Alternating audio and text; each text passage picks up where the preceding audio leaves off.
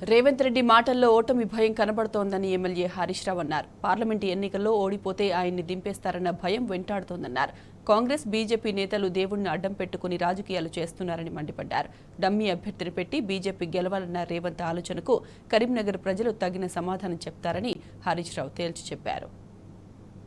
రేవంత్ రెడ్డి గారు press meet చూసిన తర్వాత ఒక విషయం స్పష్టమైంది. ఏంటంటే ఆయనకు ఓటమి భయం పట్టుకున్నది. పార్లమెంట్ ఎన్నికల్లో కాంగ్రెస్ పార్టీ ఓడిపోతే ఆయనను దించేస్తారనేటువంటి భయం ఆయన మాటల్లో, ఆయన ముఖంలో స్పష్టంగా కనబడతా ఉంది. అందుకే రేవంత్ రెడ్డి గారు ఈరోజు గత 2-3 రోజులుగా మనం చూస్తూ ఉంటే దేవుళ్ల మీద ఒట్లు పెట్టుకోవడమో, రిజర్వేషన్లు ఎత్తివేస్తారని సెంటిమెంట్ మాటలు మాట్లాడుతూ ఉన్నాడు. ఆయన ఈ ఎన్నికలు తన పాలనకు రెఫరెండంగా చెప్పినటువంటి రేవంత్ రెడ్డి ఈరోజు భయంతో సెంటిమెంటల్ మాటలు మాట్లాడుతున్నాడు. ఆయన 6 గ్యారంటీల గురించి మాట్లాడతలేడు. ఎన్నికల సమయంలో ఇచ్చిన 420 హామీల గురించి మాట్లాడతలేడు. ఏ ఊరికి పోతే ఆ దేవుడి మీద ఒట్టుబెట్టి ప్రజల్ని మరోసారి మాయ చేసే ప్రయత్నం చేస్తున్నారు రేవంత్ రెడ్డి గారు. ఆయన తీరెట్లుందంటే వెనకటికట దొంగతనం చేసిన దొంగనే దొంగ దొంగ అని గట్టిగా అరుచుకుంటూ ఉరికిండట. ఇలా రేవంత్ రెడ్డి తీరు కూడా అట్లే ఉంది. ఇవాళ నువ్వు మ్యాచ్ ఫిక్సింగ్ చేసుకున్నావు, బీజేపీతో మ్యాచ్ ఫిక్సింగ్ చేసుకున్నది రేవంత్ రెడ్డి. ఇది రాష్ట్ర ప్రజలకు స్పష్టంగా అర్థమవుతుంది.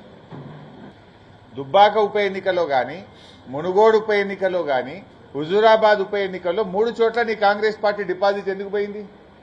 నువ్వు బీజేపీతో కుమ్మక్కై బలహీనమైన కాంగ్రెస్ పార్టీ అభ్యర్థులను పెట్టి పరోక్షంగా నువ్వు బీజేపీకి సహకరించి 3 చోట్ల బీజేపీ పార్టీని దగ్గరుండి గెలిపించింది రేవంత్ రెడ్డి. బీఆర్ఎస్ బీజేపీ కలిసిందట. బీజేపీ రేపు రిజర్వేషన్లు ఎత్తేయడానికి బీఆర్ఎస్ సహకరిస్తుంది అని మాట్లాడితే ఇది మతిలేని మాటలా, అతి తెలివి మాటలా? రేవంత్ రెడ్డి గారికి అయితే మతి మరపన్న అయి ఉండాలి, లేదా అతి తెలివన్న అయి ఉండాలి. బీఆర్ఎస్ కదా ఈ దేశంలో అసెంబ్లీలో ఏకగ్రీవ తీర్మానం చేసింది బీఆర్ఎస్ పార్టీ. తమిళనాడు తరహాలో రిజర్వేషన్లు పెంచుకోవడానికి రాష్ట్రాలకు అనుమతి ఇవ్వాలని మన రాష్ట్ర శాసనసభలో తీర్మానం చేసింది మన కేసీఆర్, మన బీఆర్ఎస్ పార్టీ. ఇలా మోడీ గారు ఏమంటున్నారు? హిందువుల ఆస్తులు ముస్లింలకు పంచుతారు కాంగ్రెస్ పార్టీ గెలుస్తుందని ఆయన సెంటిమెంట్ రెచ్చగొట్టే ప్రయత్నం చేస్తున్నాడు. ఈయన అంటున్నాడు బీజేపీ గెలిస్తే రిజర్వేషన్లు తీసేస్తారని ముఖ్యమంత్రి గారు రెచ్చగొట్టే ప్రయత్నం చేస్తున్నాడు.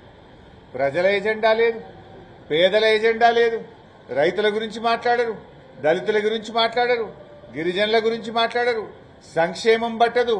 మీరు కేవలం సెంటిమెంట్ మీద రాజకీయాలు చేసే ప్రయత్నం చేస్తున్నారు. నిజంగా జరుగుతుందా? కేసీఆర్ గారి లాంటి నాయకుడు ఉండగా హిందువుల ఆస్తి ముస్లింలకు పంచరు, ముస్లింల ఆస్తి హిందువులకు పంచరు.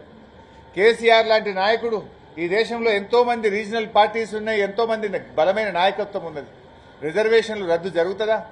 రిజర్వేషన్లు పెంచాలే తప్ప రద్దు అనేటువంటి జరుగుతుందా ఈ దేశంలో? నా అది జరగదు, నా ఇది జరగదు అంటే 2 పార్టీలు కూడా ఏంటంటే ప్రజలను సెంటిమెంట్తో, వాళ్ళ ప్రజలతో సెంటిమెంట్ ద్వారా గెలవాలని, సెంటిమెంట్ రెచ్చగొట్టాలని ప్రయత్నం చేస్తున్నారు.